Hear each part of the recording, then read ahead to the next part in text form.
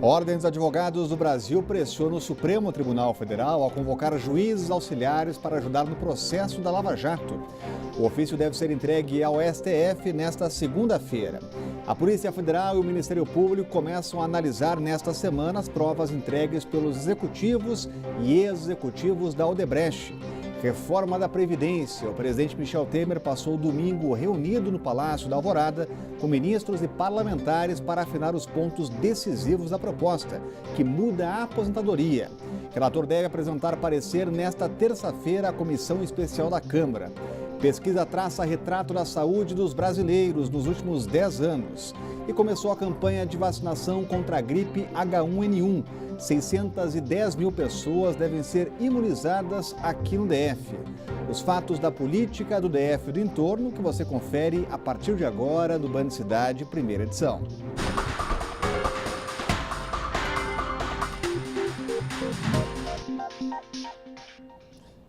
Olá, muito boa tarde a você. O Detran autorizou de forma definitiva o uso de tasers durante as fiscalizações. O equipamento estava em fase de avaliação desde maio do ano passado.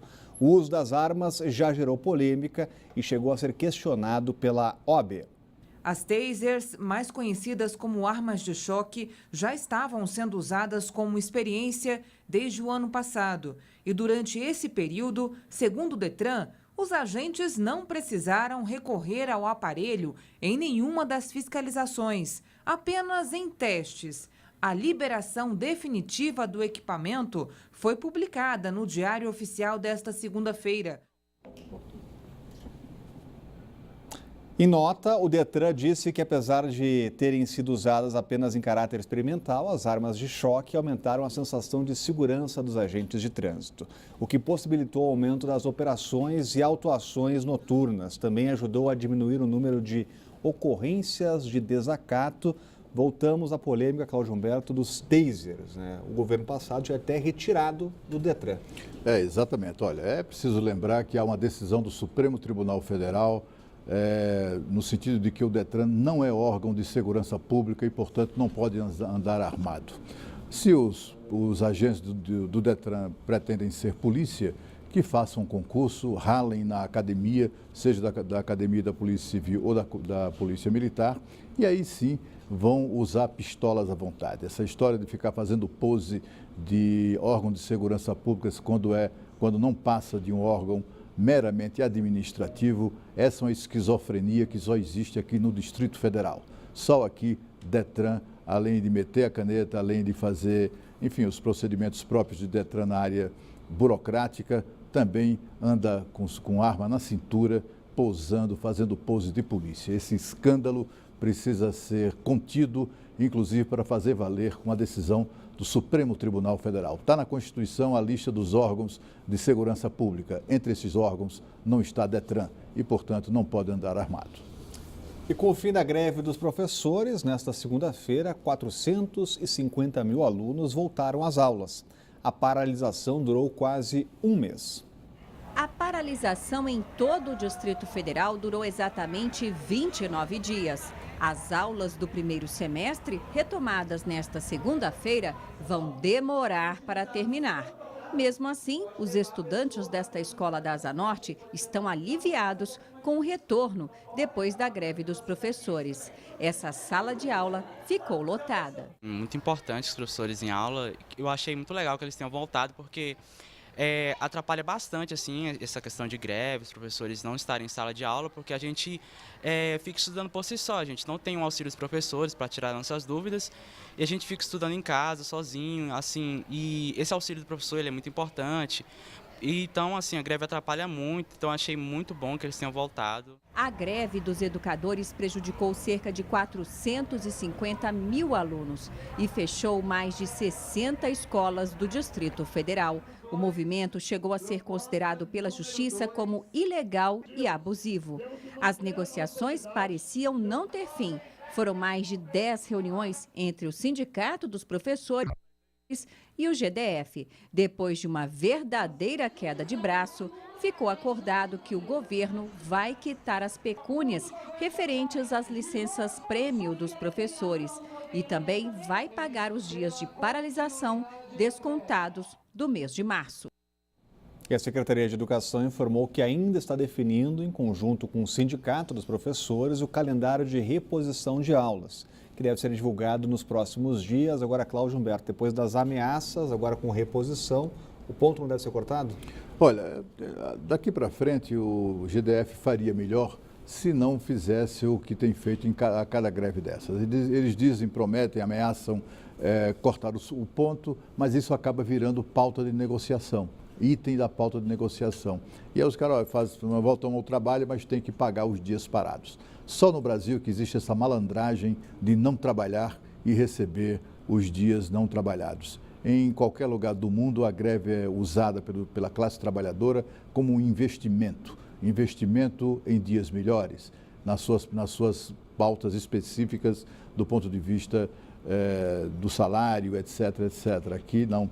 Aqui os funcionários fazem greve, os funcionários públicos fazem greve escorados na impossibilidade, na ilegalidade de serem demitidos.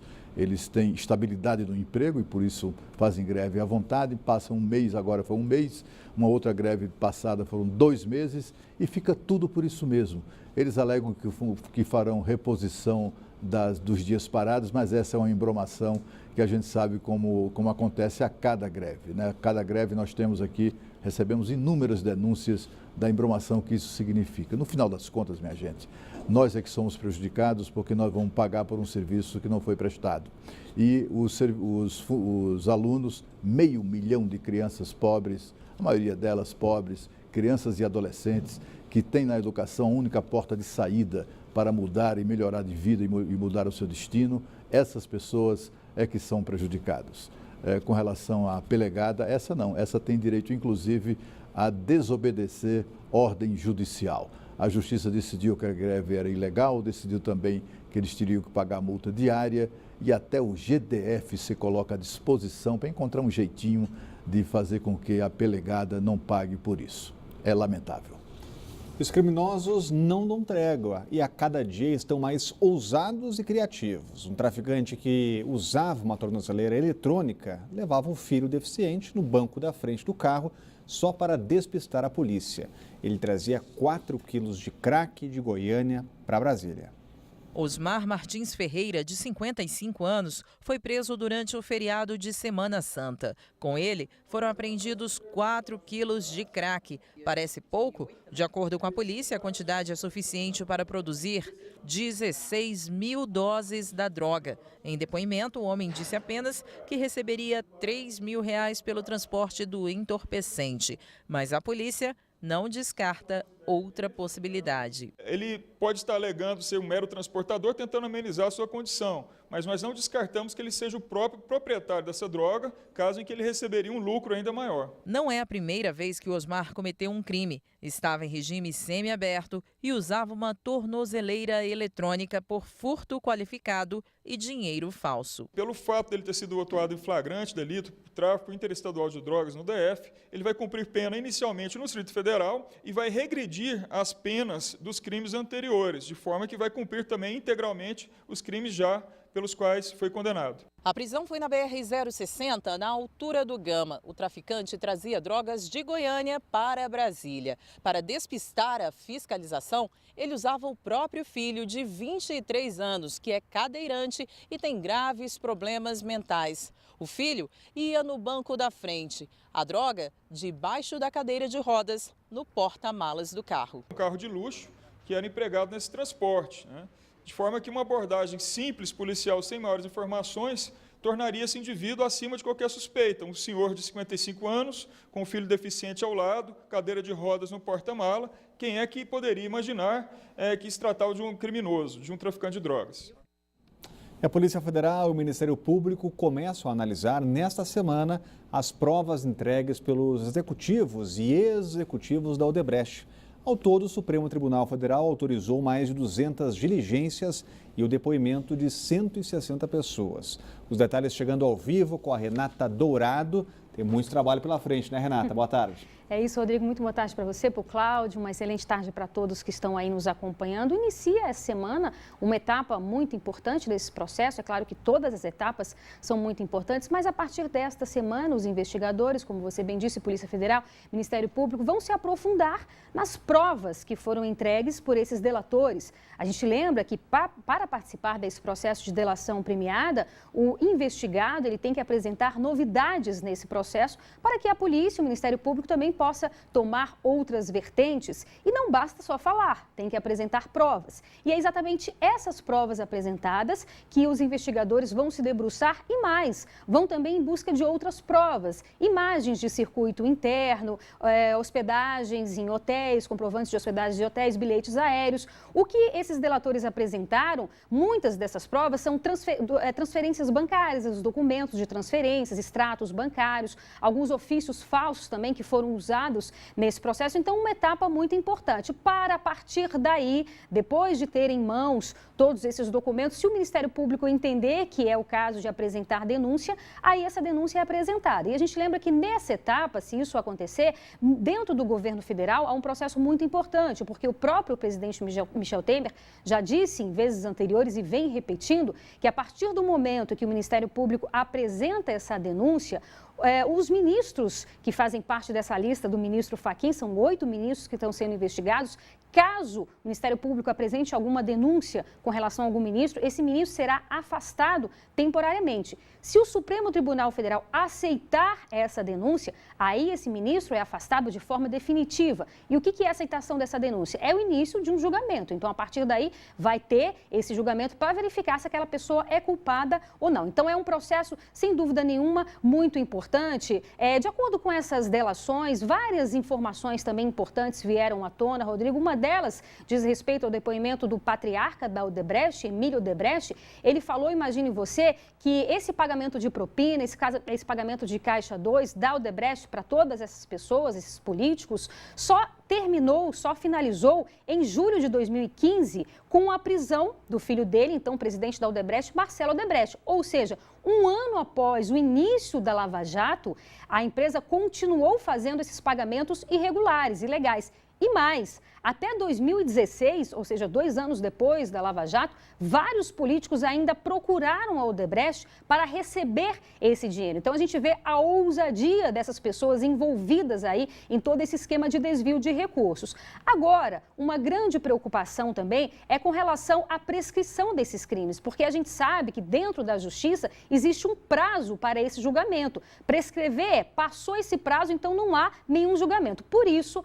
a OAB, Ordem dos Advogados do Brasil, vai entregar hoje ao Supremo esse documento pedindo para que haja uma força-tarefa, pedindo para que outros juízes também participem dessa ação, exatamente para correr o risco de prescrever. O presidente Michel Temer, no sábado, deu uma entrevista exclusiva aqui para a Band, inclusive nosso querido Sérgio Amaral participou, foi um dos entrevistados, e ele falou sobre essa preocupação das reformas diante dessa realidade no Congresso Nacional. O governo acredita que isso não vai interferir em absolutamente nada e falou sobre esse recuo, que ele não considera o recuo sobre a reforma da Previdência. Vamos ouvir o presidente Michel Temer.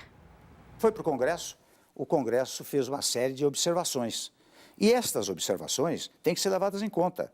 Por isso que eu chamei o relator e disse, olha, pode negociar esses pontos, a questão do trabalhador rural, a questão do benefício de prestação continuada e outros tantos temas, o tema da transição. Até interessante, eu faço aqui uma observação, muitas vezes isso tem sido denominado de recuo.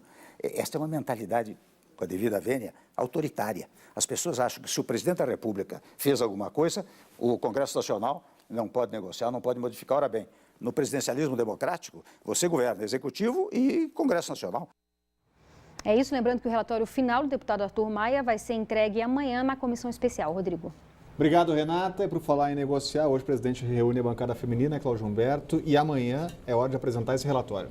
Pois é, o relatório sobre o qual, em relação ao qual há grande expectativa, né?